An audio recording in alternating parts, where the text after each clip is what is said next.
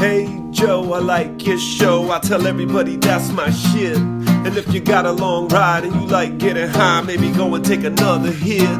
We gonna laugh out loud, that's what it's about. Nobody ain't safe no more. And Joe stands out even in the big crowd, cause the motherfucker's 6'4". Hey Joe, it's time to start the show. Up, up, and away we go. Mic check, and I like your flow. Everybody, here's Joe. Hello, everybody, and thank you for tuning in to another episode of the Joe Prano podcast. I am your host, Joe Prano. I am sitting here in my guest bedroom in Los Angeles, California, wanting to get some stuff off my chest. This podcast is something that now 2 episodes in a row we really never thought we'd do here. Going solo. It's God, it's a long way from where this podcast started, but here we are. First of all, if you're not already subscribed to the Substack, please subscribe to the Substack. We'll talk about that more in a minute. If you are subscribed to the Substack, thank you. Shout out to Keenan Soto, our first paid subscriber to the Substack. Everything so far right now on the Substack is free, but soon we will get to the point where we start putting out exclusives for people who do want to support. I took down my Patreon, so thank you to everybody who was supporting that through the years. It's now all on Substack. $5 gets you exclusive stuff. I'm going to start putting up some stand-up clips that are not ready for mass distribution on the internet. I'm going to put up some podcasts that are not ready for mass distribution on the internet. Maybe I'll actually write some things. I do have a journalism degree. Maybe I should actually use Substack for what most people use it for and put a little newsletter in there. But first things first, go over there and subscribe. It's free for now. There's a Twitter feature called Notes. There's chats, which is like a Slack type thread that all of the subscribers can participate in. And then there's just, the Joe Prano Substack homepage, which is where this podcast will be put up, where we're going to do live halftime happy hours for Knicks games, where we're going to do all kinds of other things. And it's all, like I said, free for now. But go subscribe. And then when I start saying, hey, this thing's there and it's behind a paywall, you can decide if you want to participate in that. But for now, we're over there. And if you're wondering how this came about, it's pretty simple. Twitter has become a fucking cesspool. I mean, when I first heard about Elon Musk taking over Twitter, I thought, great, this is awesome. Twitter had sort of been stuck in a rut for far too long. All we wanted was an edit button. All we wanted was the bots to go away. All we wanted was the, anonymous trolls to disappear. The verification thing is like whatever. Yes, I was verified on Twitter before for free, but I didn't really give a shit. It was cool for them to be like, yeah, you're fucking a comedian, and so many people are pretending to be you. Redneck Joe Prano, Joe Prano's lisp, Joe Prano's mustache, whatever the fucking, fake accounts of me were. It was cool that at one point they were like, no, this is the real Joe Prano. But I had fucking 13,000 followers. It's not like anybody saw my verification notice in their fucking mentions and were like, ooh, look at that. No one thought I was some famous person. But the Twitter verification thing and the Elon Musk taking over Twitter has just made it such a disaster. I understand that there was a time where it felt like people who were verified for being quote unquote famous or for, being deemed worthy of that badge would get special attention in some sort of way. But to me, the only thing, like I said, that was cool about it was just knowing that this is the person that you think you're talking to. Like, it always would piss me off when there was fake Joe Prano accounts out there that were just saying shit in my name. So when I got the verified badge, I was like, okay, cool. Like, did I think suddenly, Netflix was going to be calling for my comedy special, or, NBC was going to give me the Tonight Show because suddenly I was verified? Of course not.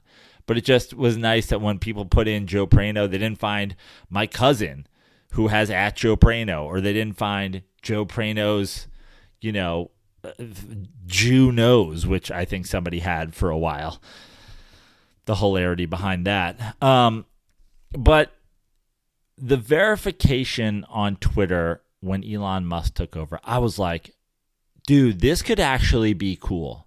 What if everybody on Twitter has to put in their real name, their real picture, and they have to verify it with a license, and then they would get a verification badge, and then Elon would shove all of the verifications to the top and people who didn't want verifications to the bottom. And that would mean that basically you'd only be communicating with people who are who they say they are. I thought that would just been great, especially if you do it for free. Like, just, that's all you got to do. You put your name in, you verify it with an ID, and you are verified. And it will make the conversation that's going on Twitter a place that is real. Like, it's a conversation that's real. You're having a real conversation with real people. And sure, that means the John Smiths of the world, you'll have 10 other million people named John Smith who have a verified badge. Who cares? Like, I never cared about being the one and only. Like, there are other guys named Joe Prano out there. Like verify my cousin or second cousin, whatever, at Joe Prano as well, because we're both really Joe Prano. But it wasn't that at all. Instead, it was there became something, which is fascinating to me. It became something where every person with a verified badge before became blue checkmark libtard fuckheads. And so essentially everybody hated, there's a whole group of people, conservatives, whatever, who hated the blue checkmark elites, right? Meanwhile, the first chance they got to pay Elon Musk $8 a month and become one of the blue checkmark elites, they fucking jumped at it. Not only did they jump at it, they basked in it, even though it wasn't the thing that they wanted it to be. They wanted to be recognized for being who they were, but instead they were just recognized as somebody who handed over $8 to Elon Musk, who's grifting for your money. So now verified users, like, honestly, 97% of verified replies I see are from people who don't have a real name, who don't have a real picture. So not only did the new verification process not get rid of the trolls, it just verified them. Like, I was so excited at the idea of, wow, verify everybody, because then it won't be a troll site anymore. No, it's the complete opposite. Everybody who's verified is a troll, and he's boosting the verified replies. So now, under everything, you just have boosted troll replies. You now have a verified tab for all of you who are verified or who have been in the past. You know that before, if you were verified, you had a tab that showed you replies, likes, retweets, whatever, just from verified people. And now you still have that tab. Everybody has that tab. But it's just all fucking troll accounts. not to mention the For You page, which wasn't that the beauty of Twitter? Making your own feed, like cultivating your own feed, like putting together a list of people that you want to follow. If you're into soccer, you follow soccer people. If you're into fucking tech, you follow tech people. If you're into politics, you follow politics people. And now there's a For You tab, which just shows me all the things I don't want to see. I wasn't an Elon Musk hater prior to him taking over Twitter. I have said it before. I find Elon Musk fanboys super duper weird. Like my joke that I've told on stage is I don't remember being a kid and having a bunch of like Lee Iacocca stands out there. Like, he's just a fucking rich dude who really, really, really, really wants to feel important and cool.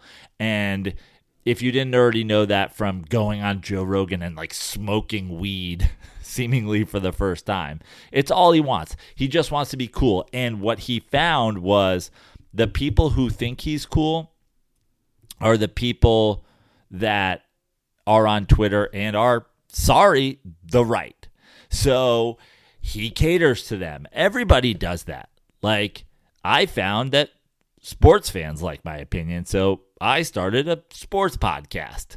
But he found that the people who like his opinion were fucking Twitter trash who hated coastal elites with blue checks. So he literally catered his whole site to like dunking on those people and hoisting up internet trolls that were upset that people had blue checks. So I'm out on fucking Twitter. I'm out. It's why I have the Substack. It's why we're going to move over there. It's why I hope you follow me. It just has become like, yeah, I've tweeted a couple times since I said I was out because, you know, I need people to know that I'm doing a show in Stamford, Connecticut on June 7th. And I hope you guys will all come if you're in the tri-state area anywhere. Even if you're in New York City, take a subway out there or a Metro North or, take the New Haven line out there because I'll be doing an hour and it's way more than you'll see me in New York City ever. So come to my show, New York Comedy Club Stamford on June 7th. But I have 13,000 people there. But at this point, it doesn't even feel like that's reaching my 13,000 people. Like the numbers have gone way down. He's throttling people that don't want to pay $8. And the bottom line is, one, Twitter has always been a little bit of a cesspool, so the idea of ever paying $8 to participate in that shit is nonsense. But I absolutely don't want to pay $8 to now be branded verified when everybody who is branded verified is kind of fucking trash. Like, if you had just said, pay $8, get longer tweets, get an edit button, get longer video, and you have to verify with your name, your face, and your ID, I'd have been in.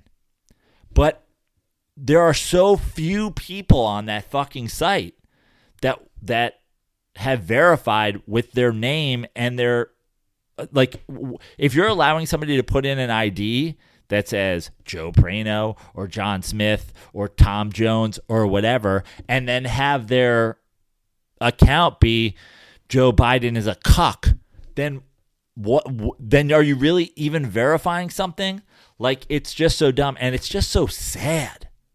Now the $8 check marks are like, what? You can't afford the $8? Motherfucker, I can afford plenty more than the $8. I just don't want to be a part of your group. Like, the idea of paying to be associated with you makes me want to kill myself. So because things are being throttled, if you don't verify, and because I don't want to pay to be a part of a fucking group of people I think are trash, I'm out.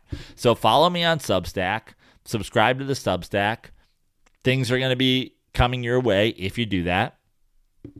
It's just like, it's sad because the social media landscape, and I've never been verified on Instagram, and now Instagram's doing the same thing. And I won't do that either. Like, why would social media is something as a comedian that I do begrudgingly.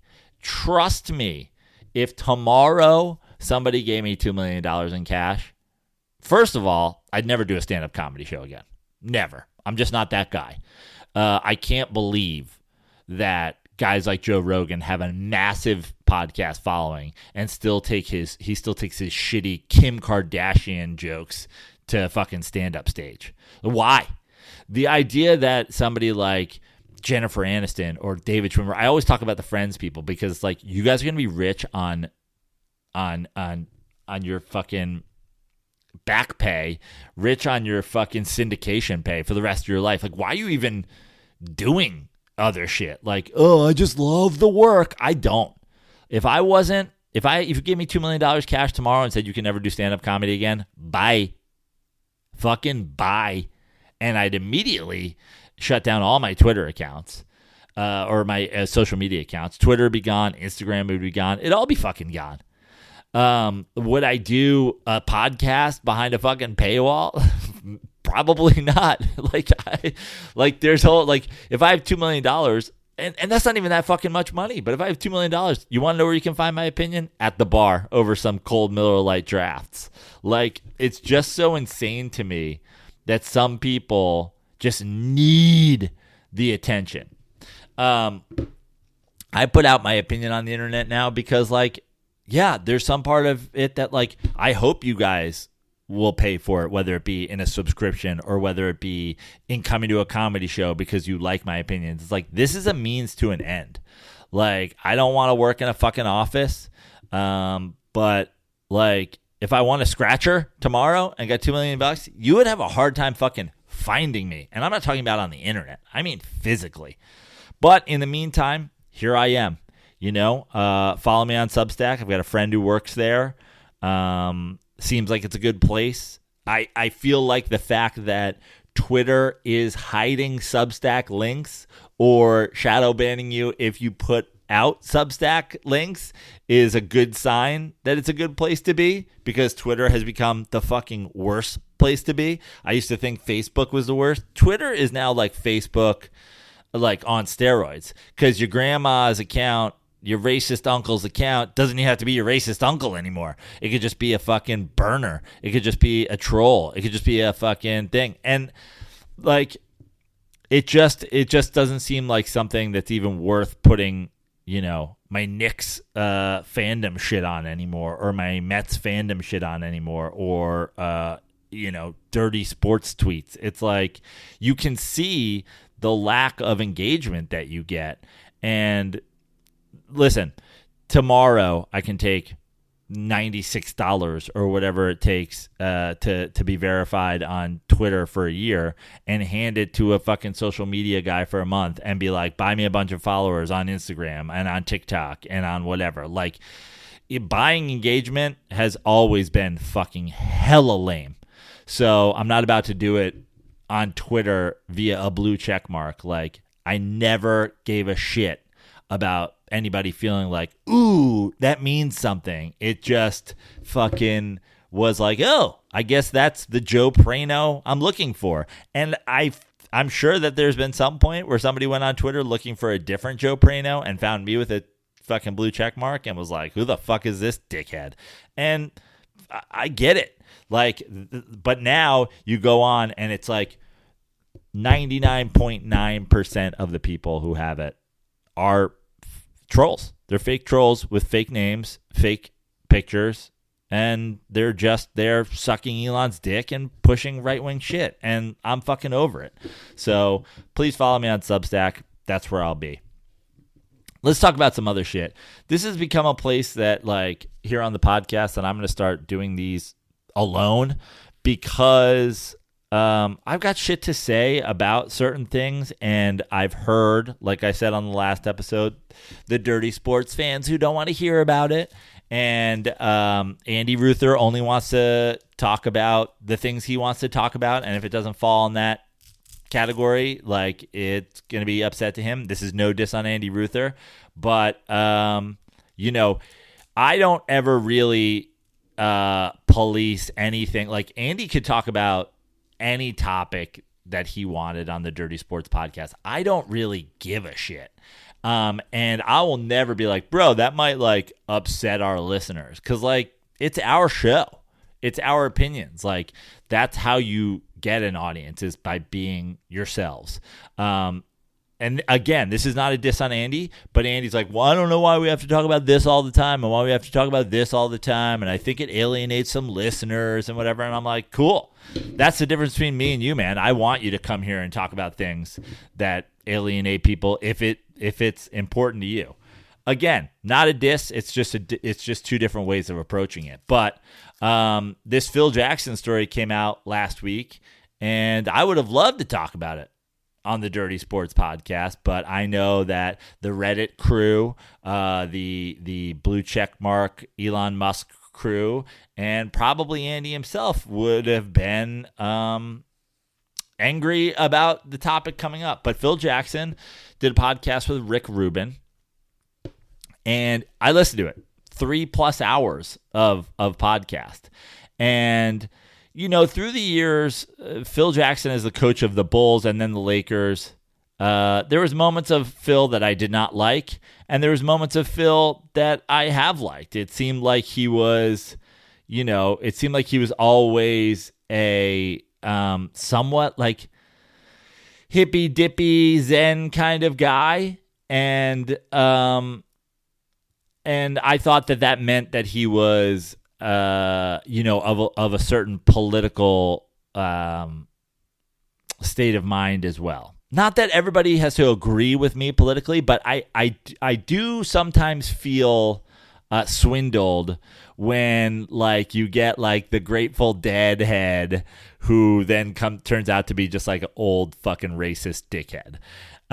Like, I'm not even a deadhead, but it seems like that would be like hippie shit, right? Like, I went to Woodstock and now I don't like black people. That seems like a bait and switch. And you can say that the people calling Phil Jackson racist today are wrong. But Phil Jackson essentially said on this Rick Rubin podcast that he stopped watching the NBA during the bubble when they put Black Lives Matter on it, and he did a whole riff on like, oh, fucking world peace passes to fucking equality, and he thought it was so fucking hilarious, like how dumb it was. And that was upsetting to me as a kind of a guy who has become a fan of Phil Jackson as a person, even as much of a shithead as he was as the president of the Knicks, because it's hard to fucking run the Knicks. Like, James Dolan is like, I'll take everybody's side over fucking James Dolan. So for Phil Jackson to say that, I was like, oh man, that feels like a real fucking stab in the back for somebody who was like, oh, Phil Jackson's cool. And you can say, oh, he wasn't being racist. Politics shouldn't be a part of sports.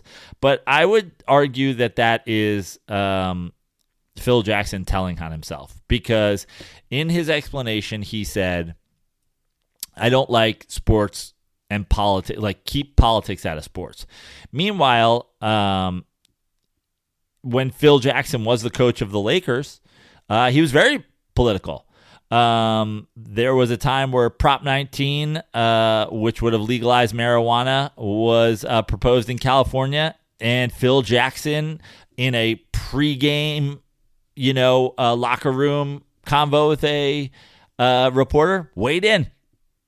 Jackson said the legislation is poorly written, but there's no need to have our federal system and our state system fill the prisons with people who have been prosecuted for this. I think marijuana has been known to be addictive.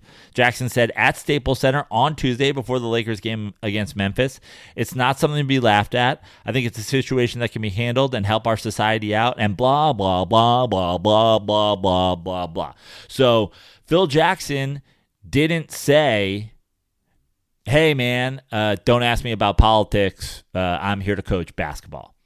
There was another moment before a game when the Suns were wearing some Los Suns jerseys or whatever, and there was a big a political discussion about the border and the Arizona border specifically, and there was guys on the Suns who wanted to support the border, support immigrants coming across the border, et cetera, et cetera.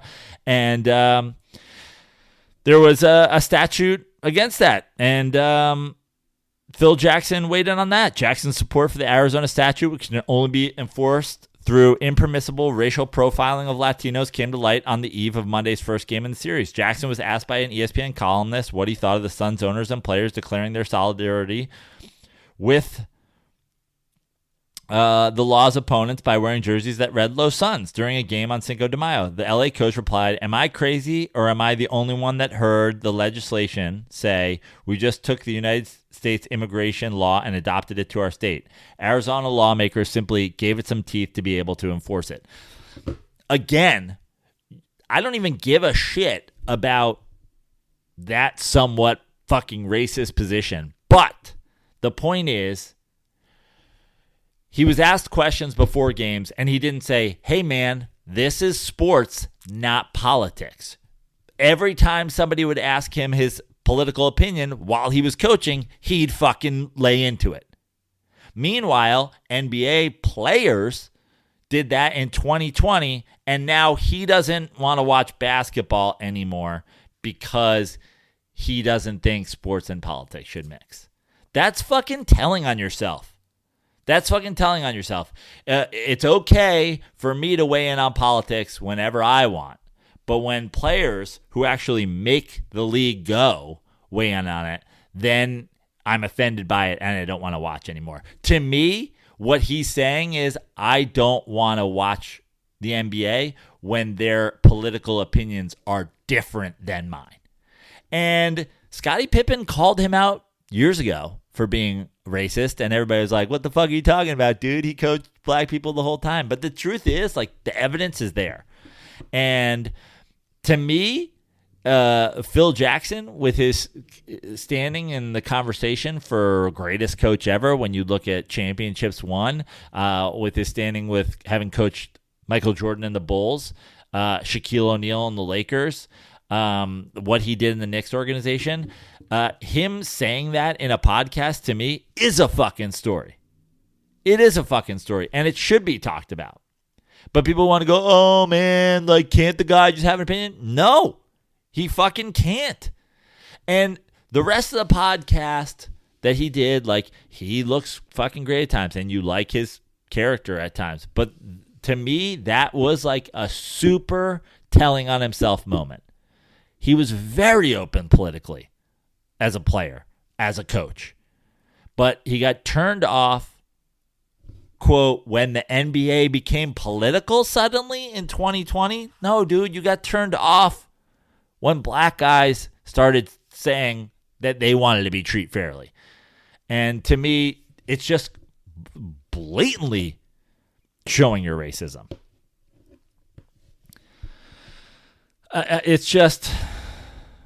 It's unbelievable that this is where we are today, because shit like this is happening all the fucking time.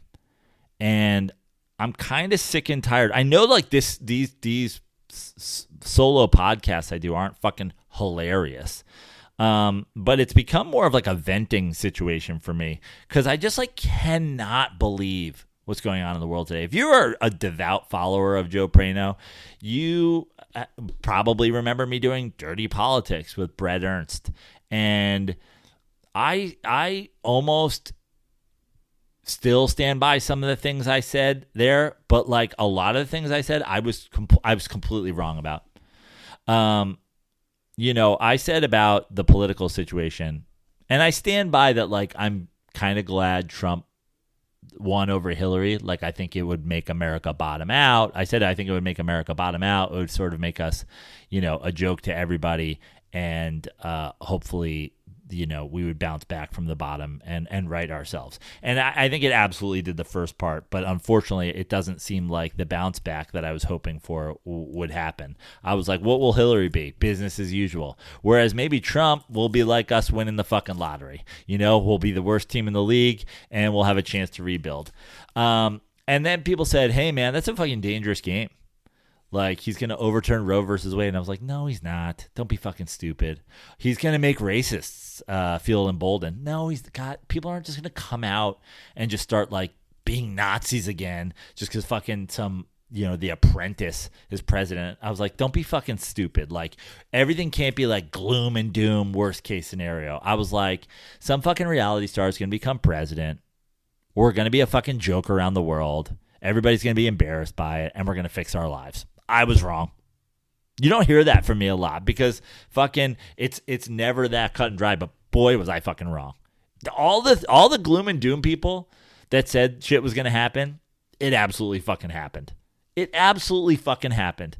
Like, he did set up Roe versus Wade to be overturned. Racists did feel emboldened. They're out there now. And, like, what's crazy to me is, like, people I thought were, like, good people now say or like on Twitter or fucking show their support in a way for super racist shit and, like, don't even think that they're doing anything wrong.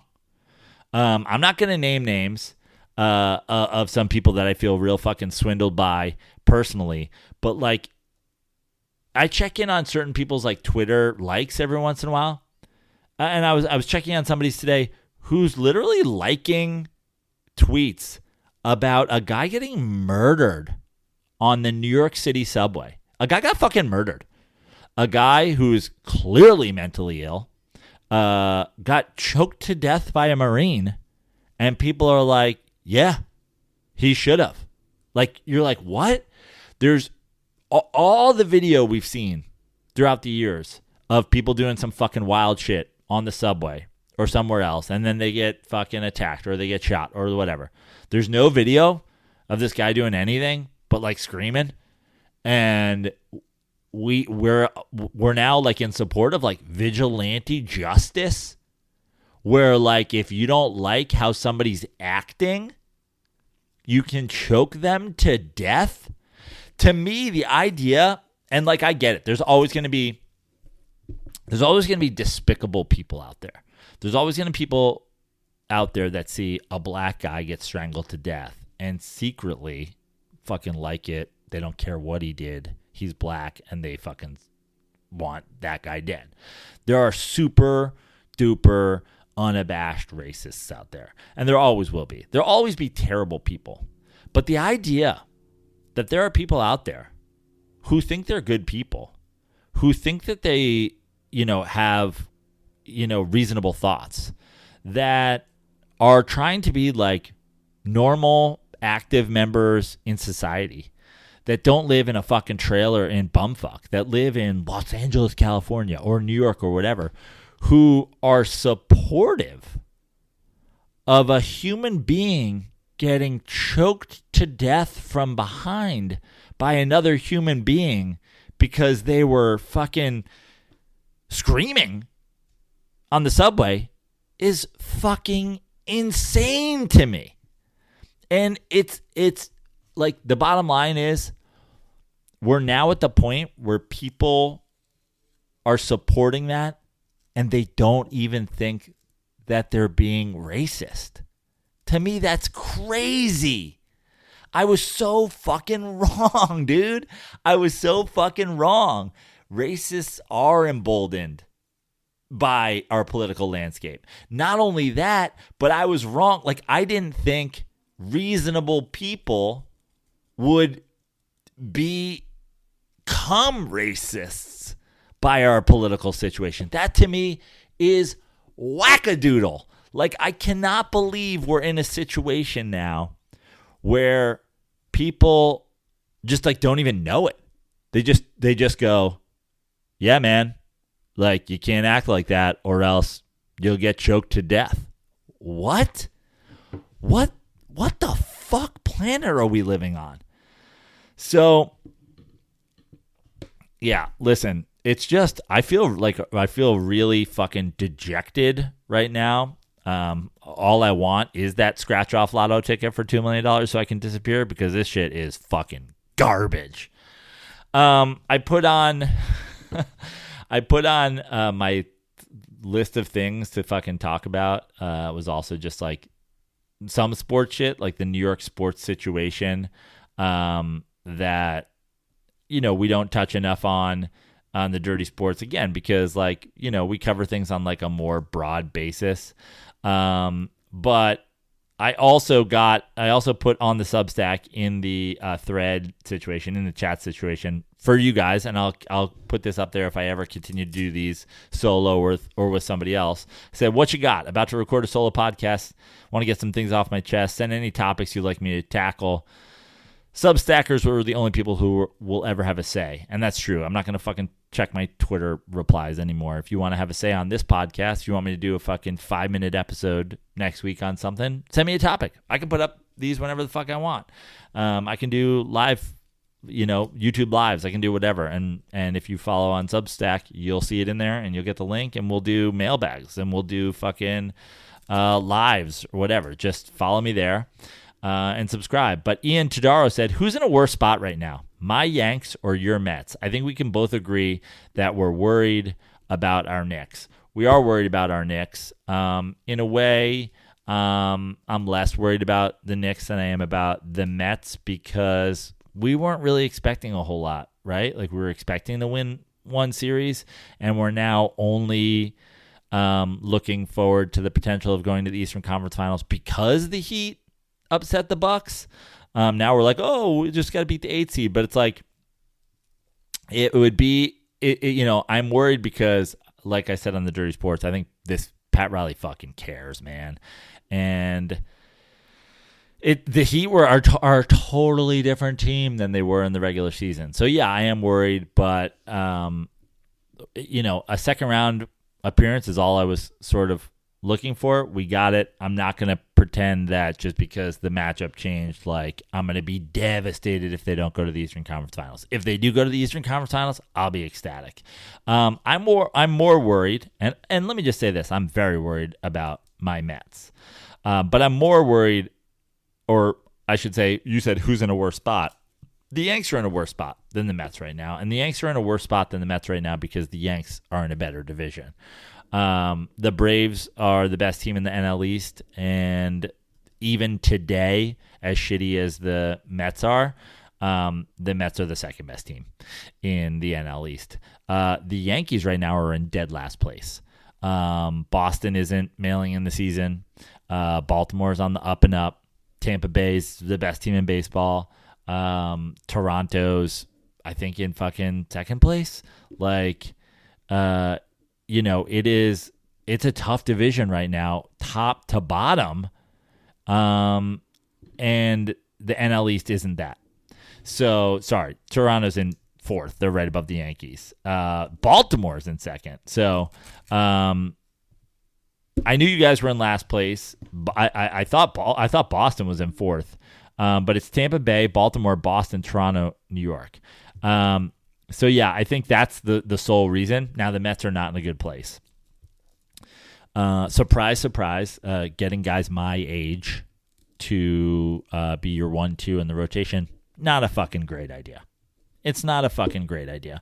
And I've been swimming lately, and I'm fucking sore all the time. I'm 43 years old. Now, am I a professional athlete? No. But guess what? Getting old sucks. And I didn't mind this when it was one guy. And to be totally honest, everybody knows my feelings on Max Scherzer. I've never been a huge Max Scherzer fan. So would I have preferred that they did this just with one guy and that guy was Verlander, like that they had not done it last year? Yeah. And I'm just going to say it. Like, I was shit on for kind of being a Marcus Stroman fan. And I again think fucking Mets fans, New York fans, baseball fans in general, I mean, look under anything Marcus Stroman tweets, man. It ain't just that he's fucking outspoken. Like, I'm not gonna. I hate to beat a dead horse today, but like, Marcus Stroman isn't a Met right now because of his quote unquote attitude. And Marcus Stroman has 6 quality starts this year in the bigs, and Max Scherzer and Justin Verlander have none. We didn't pay Jacob deGrom. Jacob deGrom's pitched. Jacob deGrom's hurt, and Mets fans are fucking dancing on his grave. He's pitched more innings than Scherzer and fucking Verlander combined, I think. Like, it's just the idea of this, we're afraid to pay guys money because we're afraid what they're going to do in 3 or 4 or 5 years, but we will pay way more money to super old guys. And yeah, the Mets have a fucking offensive problem as well, but the last few years, when you go back to Harvey, DeGrom, Syndergaard, Wheeler, this team was built on having power pitching that, if you get in the playoffs, can fucking carry you. In 2015, Jacob deGrom shoved in the playoffs. Noah Syndergaard shoved in the World Series. Matt Harvey shoved in the World Series in what was the elimination game. And right now, I mean, you go back to last year, no one shoved in that Brave series. No one shoved in that Padres series. The closest we got was deGrom, and we let him go. We let the number one free agent go over money. And I just think that the lineup is going to get hot and the lineup is going to get cold. That is something that everybody who has been a part of building this team sort of knew it was going to happen. You have a lot of streaky guys. There are ball players that are consistent and there are ball players that are streaky. And the Mets have picked a lot of streaky guys. So the lineup's going to go through its ups and downs. It's going to have its hot weeks and its cold weeks. But the pitchers, they're supposed to be fucking lights out. And they're not. And Scherzer looks fucking washed and old and done. And hopefully Verlander can come back and be better. But, man, if it doesn't happen soon, it might be fucking too late. I think the Mets are a playoff team still. But what does that matter if you don't have guys who are going to do it come playoff time? We're in an interesting spot in New York sports, though. Every single team in New York sports made the postseason in their most recent season, except the New York Jets, and the New York Jets just got Aaron Rodgers. So that is, I mean, we're in a good place. You know, the Mets got eliminated in the wild card last year. The Yankees didn't make it to a World Series. The Giants won one playoff game. The Rangers just lost in the first round. The Islanders just lost in the first round. The Nets just lost in the first round, and the Knicks are, have a dogfight ahead of them. But like, it's a good place to be when every single team in New York is making the playoffs. Every single professional team of the Big Four is making the playoffs, except the Jets. And now you've added Aaron Rodgers. It's a good place to be for New York sports. Now, there was a thing I saw recently, which was the New York, who is the king of New York sports, and it was the New York sports top 10 list. And it was done via, I don't know, it was done via some website, and then it was posted on SNY. And this was the list. 1, Jalen Brunson. 2, Aaron Judge. 3, Mikal Bridges. 4, Saquon Barkley. 5, Anthony Volpe. LOL. 6, Julius Randle. 7, Francisco Lindor. 8, Pete Alonso. 9, Igor Shesterkin. And 10, Daniel Jones. And this list, to me, is a debacle. A lot of people said Aaron Judge is one. No, Jalen Brunson is one. Jalen Brunson's one. Jalen Brunson has brought serious playoff basketball back to New York. Jalen Brunson is one. Aaron Judge, in my opinion, is 2. I would go Pete Alonso. I mean, the idea that he's 8, the idea that he's behind Lindor, Volpe, Randall, Bridges, Barkley, like, come on. To me, the king of New York sports right now, Jalen Brunson 1, Aaron Judge 2, Pete Alonso 3. Saquon Barkley, I mean, he's not fucking signed. I'd almost say, okay, here's what I would say. I would say Jalen Brunson 1, Judge 2, Aaron Rodgers without ever being in fucking uniform yet 3. He's already at Knicks games. He's already at Rangers games.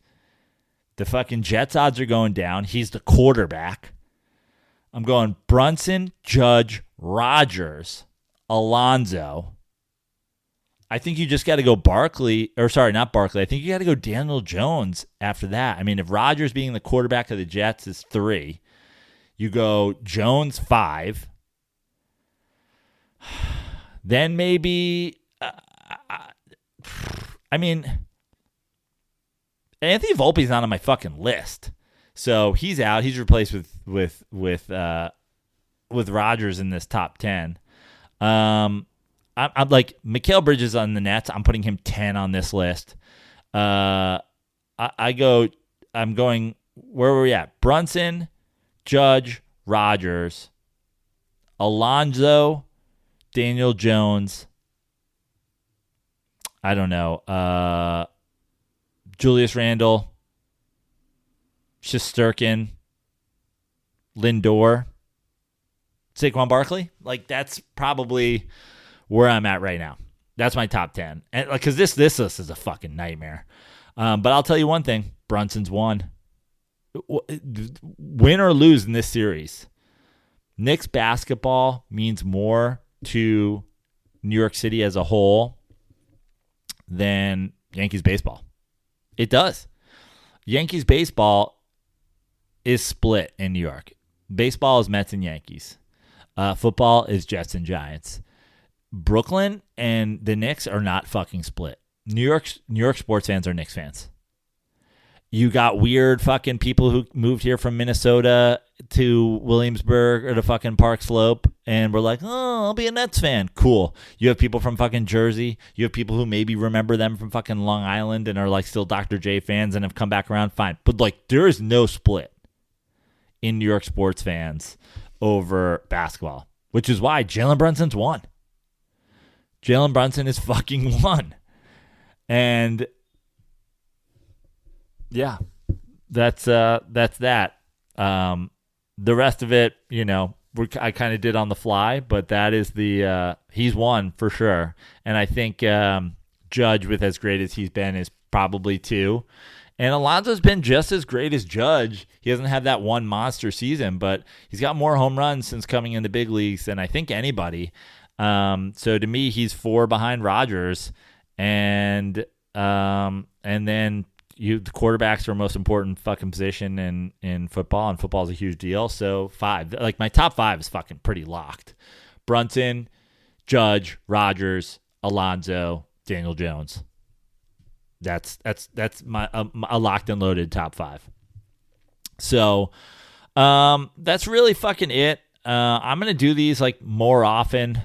And I've talked to a couple people about just coming on. Like I said, sorry they're not fucking hilarious. But I'm gonna start putting up comedy sets and bits and whatever. I'm kind of just like over the fucking social media thing right now.